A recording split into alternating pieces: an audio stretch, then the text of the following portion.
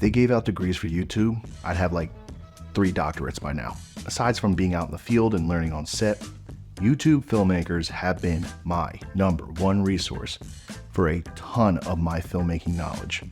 I've seen a plethora of all the tips and tricks, but 2 in particular from 2 standout filmmakers on YouTube have taught me some hacks that I use in all of my shoots.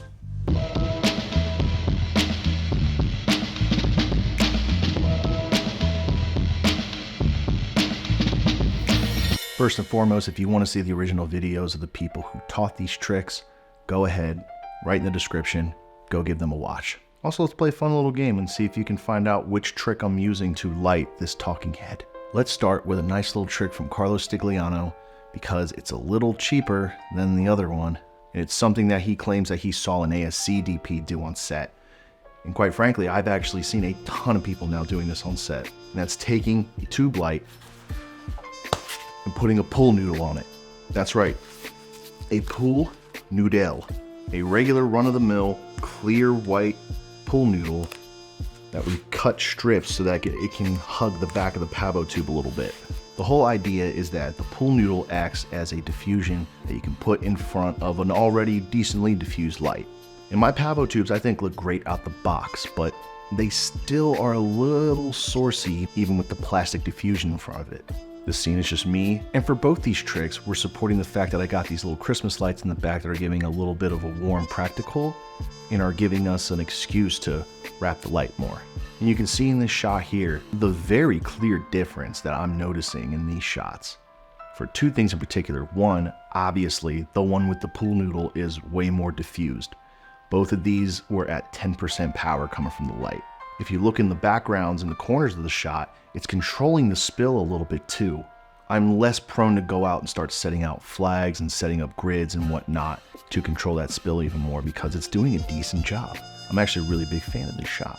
And all it took was a sub $20 purchase on Amazon and me with a kitchen knife cutting the back of these noodles until it just hugged the pavo tube. Recently been on a music video set, like a big music video set, and every Titan tube on set had a pool noodle on it. It was nuts. Every single one. Noodle, noodle, noodle. That wouldn't make a fun clip.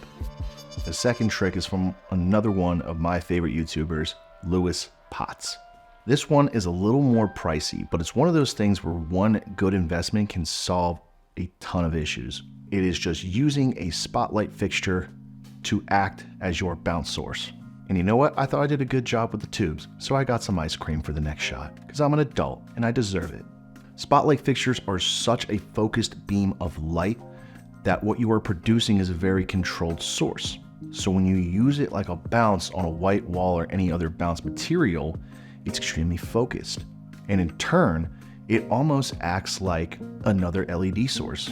Or to say, if you had something like a Nova panel or maybe like a smaller Amaran panel or a flex light or something like that, any rectangular LED, you don't need that anymore because I can swing this thing around, shape it, and blast it wherever I need it and get a very powerful bounce light that naturally wraps with the scene.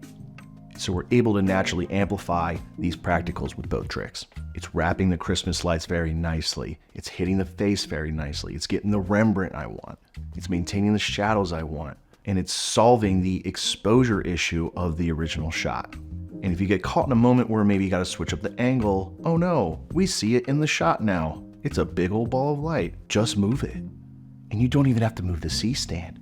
You can just pivot the spotlight into a different location, resize, and you are already set. This is such a game changer in my opinion for people that are going for more naturalistic looks and want to maintain the amplified practical or the amplified natural light look. Now to compare and contrast the two, I find the pool noodle trick to be probably one of the most interesting ones because you could do it with anything. Amaran is now selling tubes now. There are companies that you don't have to spend $1,000 on a tube to utilize this effect. But if you do have something like a Titan tube or like a newer Pavo tube or a Quasar Science tube, this trick can apply to all of them, and it's just a real DIY thing that is used professionally on professional equipment.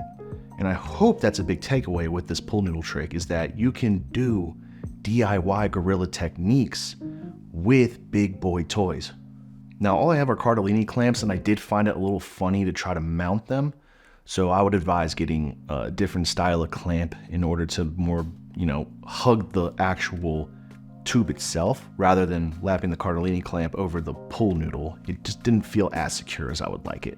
And if you really want to max out this look, I would suggest using 2 lights, creating a cove, or using one as a hair light. I don't think one tube with a pull light is enough to get a final look, but definitely gets you in the right direction.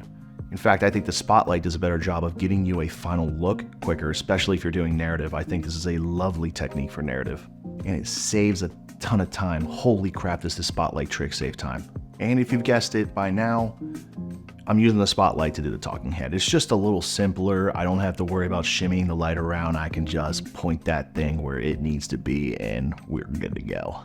But admittedly, the spotlight is expensive. It's like a $500 investment on my already $1,000 300X. But I think at some point, something's got to give, and you do have to invest in some good equipment.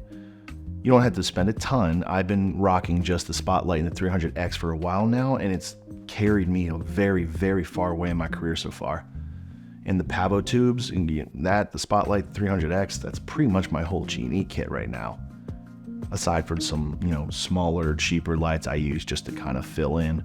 Also, everything shot here is on the BlackMagic Pocket 6K Pro and the Sigma 18-35 as per usual. So maybe give these chicks a try. And also, go watch those friggin' YouTubers that made the ideas in the first place. They are a wealth of knowledge. I would not be the filmmaker I am today without them, and I think it's important that you support these people that are slugging it online for you to watch free education. It's some of the best education you're going to get on filmmaking, and I hope to continue to grow and join the ranks of these people that have helped pave the way for me.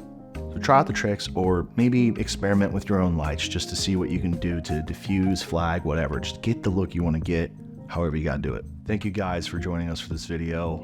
If you made it all the way, you are a super dope human. This has been Davis with The Six Shop. Hope to see you on the next one. Goodbye.